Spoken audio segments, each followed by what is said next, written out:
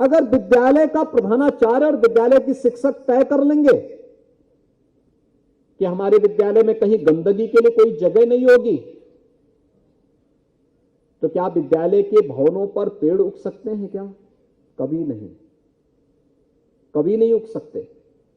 लेकिन विद्यालय के भवन की देखभाल भी हमें मंदिर की तरह करना होगा, पवित्र धर्मस्थल की तरह करना होगा, क्योंकि वही तो हमारी पहचान है, वही तो हमारी पहचान है।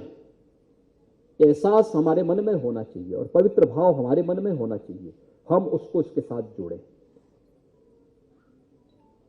जिस ग्राम पंचायत में हमारा विद्यालय है, उस ग्राम पंचायत का एक भी बच्चा ऐसा न रहे जो स्कूल जाने से वंचित रह सके। अगर हम ये संकल्प ले लेंगे, विद्यालय का प्रधानाचार्य और विद्यालय के शिक्षक, शिक्षा मित्र यह संकल्प ले लेंगे, तो कोई भी बच्चा स्कूल जाने से वंचित नहीं रह सकता। हर बच्चा स्कूल में आएगा, लेकिन उसके लिए हमें गांव में जाकर के एक एक अभिभावक के साथ संवाद बनाना पड़ेगा, संपर्क करना पड़ेगा। गांव जाने से हमें अपने आप को कभी भी कोई संकोच नहीं होना चाहिए।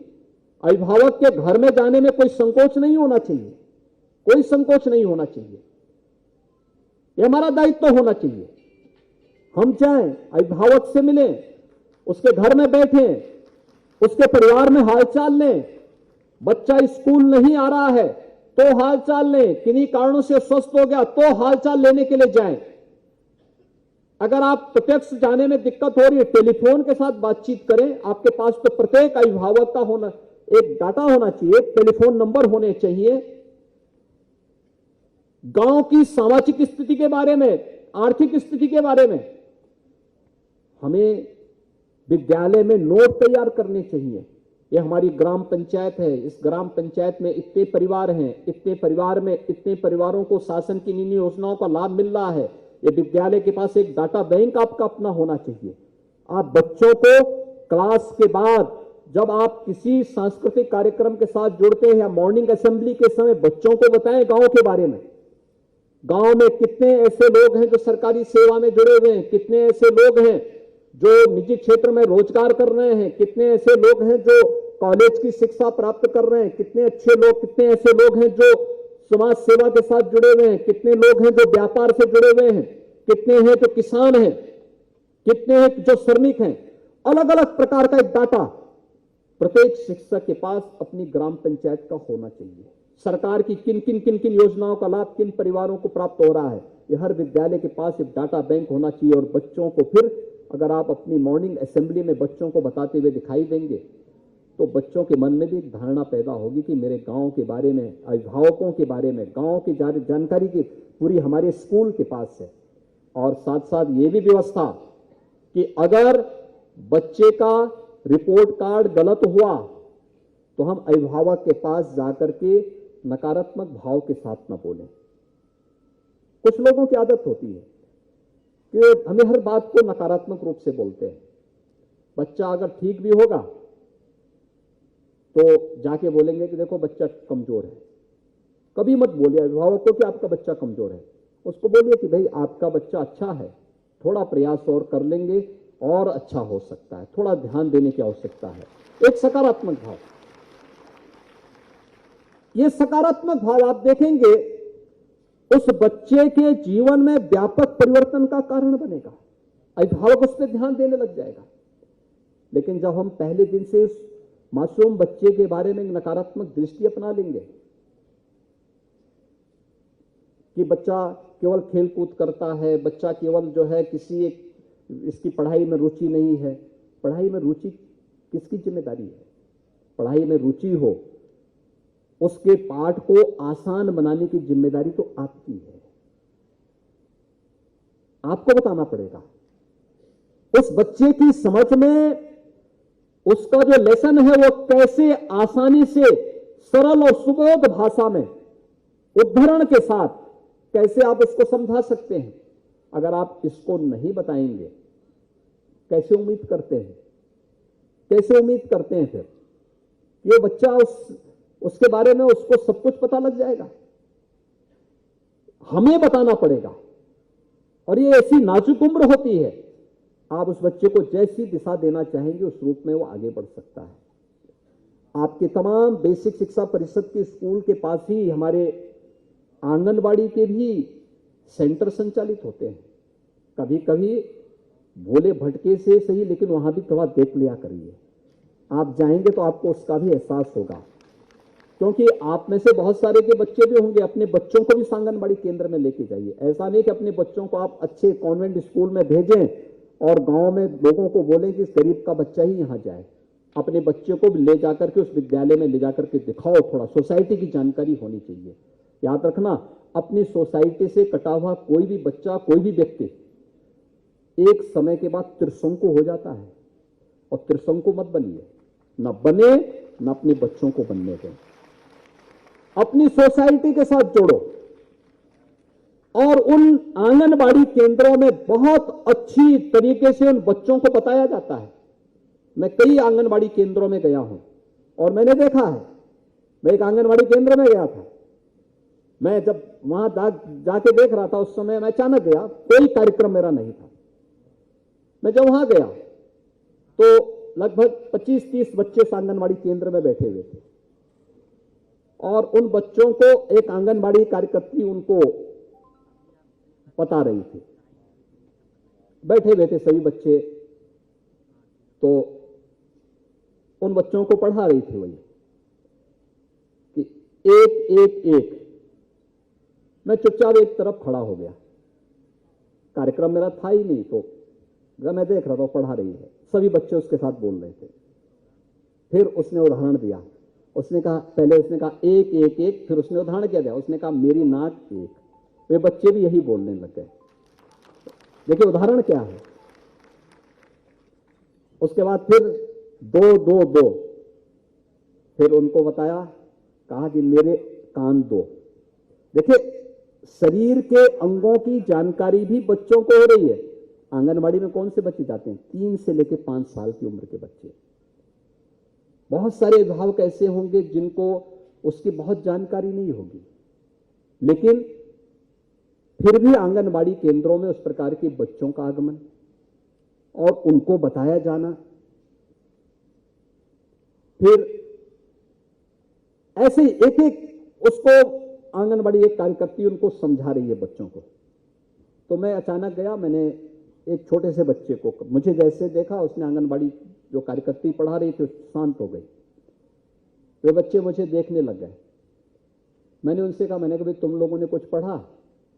तो क्योंकि वो बच्चे भी अपरिचित थे, मुझसे भी थे अपरिचित, तो वे शांत थे। मैंने उनमें से एक बच्चे को बुलाया।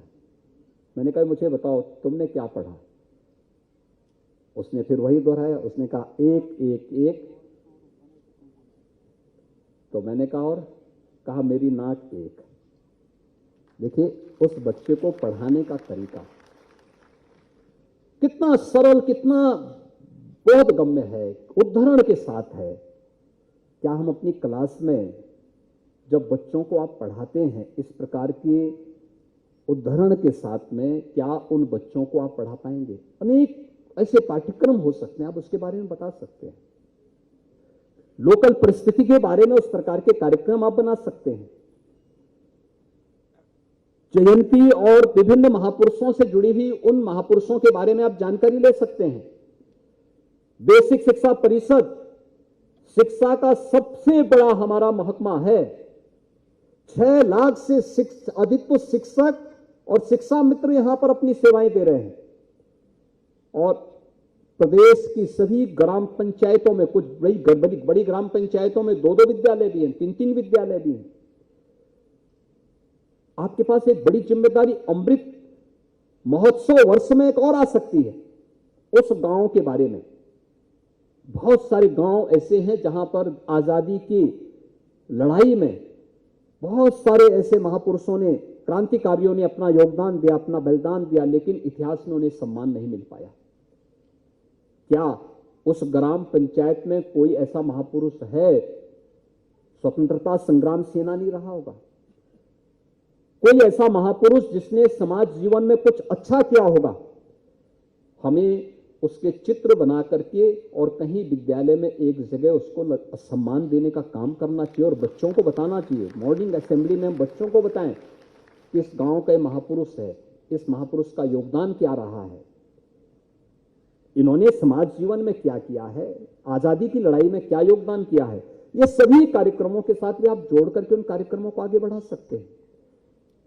अलग अलग प्रकार से तरीके अलग अलग हो सकते हैं और आपका ये जो प्रयास होगा यह बच्चे को अधिकाधिक संवेदनशील बनाएगा, अधिकाधिक शिक्षा के प्रति उसकी रुचि को जागृत करेगा। ड्रॉप आउट रेट को नीचे करने की स्थिति में हम लोग सफल होंगे और केवल आपके विद्यालय से 5वीं क्लास पास करने या 8वीं क्लास पास करने के बाद आपकी जिम्मेदारी समाप्त नहीं होती है। उसका डाटा बैंक तैयार करके रखिए और उसके बाद भी पूछिए 5वीं के बाद इस बच्चे ने 6ठी क्लास में एडमिशन लिया है कि नहीं लिया है। टेलीफोन के साथ या घर घर जब आप संपर्क करें उस समय पूछिए बच्चा कहां पढ़ रहा है। कभी साल में एक बार उस बच्चे को बुलाइए अपने विद्यालय में, तो उसका एक भावनात्मक लगाव भी विद्यालय के साथ भी होगा और आपके साथ भी होगा, आपको जीवन भर सम्मान देगा। 8वीं के पास बाद भी वो बच्चा स्कूल या वो बालिका स्कूल जा रही कि नहीं जा रही है, विभिन्न प्रकार की शासन से जुड़ी हुई अन्य रचनात्मक कार्यक्रमों के साथ उन बच्चों को जोड़ने का कार्यक्रम भी आप बना सकते हैं। अलग अलग प्रकार के रचनात्मक कार्यक्रमों को उन बच्चों को आप जोड़ने का काम कर सकते हैं और मुझे लगता है ये सभी कार्यक्रम आप देखेंगे कि एक समय आपके बेसिक शिक्षा परिषद के विद्यालयों को फिर से वो पुराने गौरव के साथ जोड़ सकता है, जिस गौरव के लिए उत्तर प्रदेश की याद रखना, जब मैं पूर्वोत्तर के भारत में जाता हूं तो पूर्वोत्तर के भारत में सबसे अधिक शिक्षक देने वाला उत्तर प्रदेश है। एक समय राजस्थान, मध्य प्रदेश, हरियाणा, इन राज्यों में भी और देश के तमाम अन्य राज्यों में बेसिक शिक्षा परिषद के और अन्य स्कूलों के शिक्षकों को देने वाला भी उत्तर प्रदेश ही था।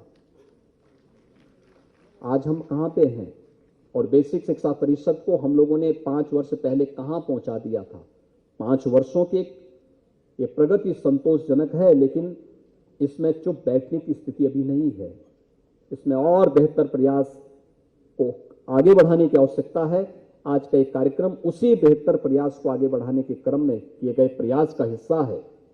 ये डीबीटी के माध्यम से हम लोगों ने पैसा तो भेजा है, ये 1200 हर छात्र या छात्रा के पास पहुंच तो गया है, लेकिन मैं प्रदेश भर के अपने सभी 6 लाख जो हमारे प्रधानाचार्य हैं, शिक्षक हैं, शिक्षा मित्र हैं, उन सब से मेरा अनुरोध होगा कि वे इस बात को प्रयास करें कि उन सभी बच्चों के लिए यूनिफॉर्म समय पे प्राप्त हो जाए।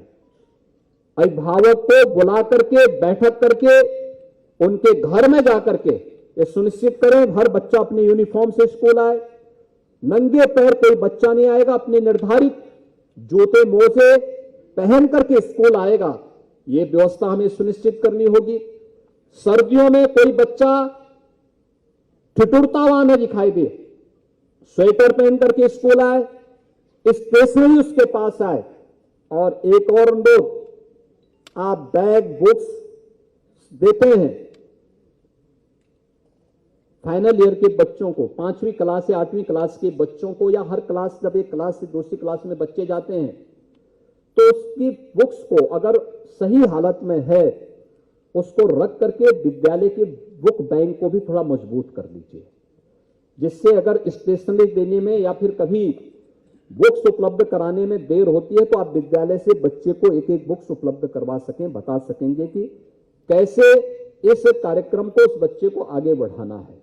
और मुझे लगता है कि आपकी ये जिम्मेदारी तो हर एक व्यक्ति की होनी चाहिए, लेकिन मुझे लगता है कि उन बच्चों पर एक बड़ा उपकार होगा और बच्चे जीवन भर इस ऋण के प्रति आपके प्रति कृतज्ञता ज्ञापित करेंगे। और मुझे लगता है जीवन में आपके द्वारा रोपे गए पौधे से जब आप फल प्राप्त करते हुए दिखेंगे ना, तो उससे ज्यादा आत्मिक संतुष्टि और कुछ नहीं होती। जीवन में यही व्यक्ति की सिद्धि है और उस सिद्धि के लिए आपको एक प्रयास करना पड़ेगा। इसी को साधना कहते हैं और इसी साधना के लिए हम सबको तपना पड़ेगा। बेसिक शिक्षा परिषद इस दिशा में बेहतर प्रयास कर रहा है। शिक्षा के सभी अंग हमारे तेजी के साथ आगे बढ़ करके इस दिशा में नया प्रयास कर रहे हैं। राष्ट्रीय शिक्षा नीति के बारे में भी अभी से हम अपनी तैयारी करें। राष्ट्रीय शिक्षा नीति भारत को दुनिया का सिरमौर बनाने की दिशा में प्रधानमंत्री मोदी जी के विजन का एक भारत श्रेष्ठ भारत बनाने की दिशा में किए जाने वाले प्रयास का हिस्सा है।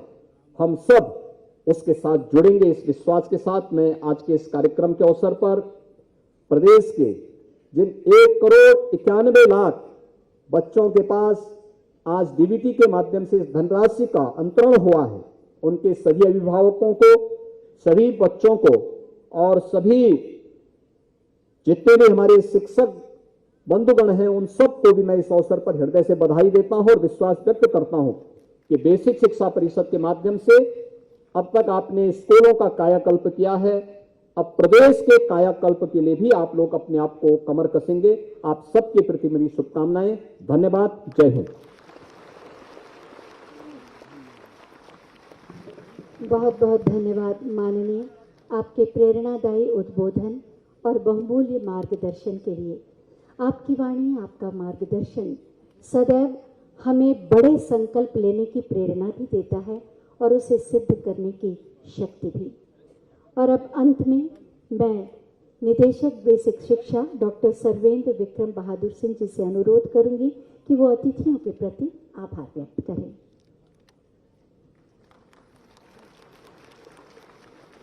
सभी बच्चों की गुणवत्तापूर्ण शिक्षा के संकल्प की सिद्धि के निमित्त आयोजित इस कार्यक्रम में माननीय मुख्यमंत्री जी के कृपापूर्वक समय और अविरल आशीष के लिए मैं बेसिक शिक्षा परिवार की ओर से हार्दिक कृतज्ञता ज्ञापित करता हूं। इस कार्यक्रम में उपस्थित माननीय मंत्री महिला कल्याण एवं बाल विकास विभाग, माननीय मंत्री उच्च शिक्षा विभाग एवं विज्ञान एवं प्रौद्योगिकी विभाग, माननीय मंत्री माध्यमिक शिक्षा विभाग, माननीय मंत्री बेसिक शिक्षा विभाग का भी बेसिक शिक्षा परिवार की ओर से हृदय से धन्यवाद ज्ञापित करता हूं। इस अवसर पर यहाँ उपस्थित आदरणीय अपर मुख्य सचिव उच्च शिक्षा विभाग, आदरणीय अपर मुख्य सचिव माध्यमिक शिक्षा विभाग, आदरणीय सचिव महिला कल्याण एवं बाल विकास विभाग के प्रति अपनी कृतज्ञता ज्ञापित करता हूँ। विशेष रूप से प्रमुख सचिव बेसिक शिक्षा, जिनके सतत मार्गदर्शन में हम प्रगति और सफलता के नए कीर्तिमान स्थापित कर रहे हैं, मैं उनका भी आभार व्यक्त करता हूँ। विशेष रूप से जो यहाँ अतिथि उपस्थित हैं और जो ऑनलाइन जुड़े हुए हैं, उन सभी के प्रति मैं कृतज्ञता ज्ञापित करते हुए उनके यश की कामना करता हूँ। धन्यवाद।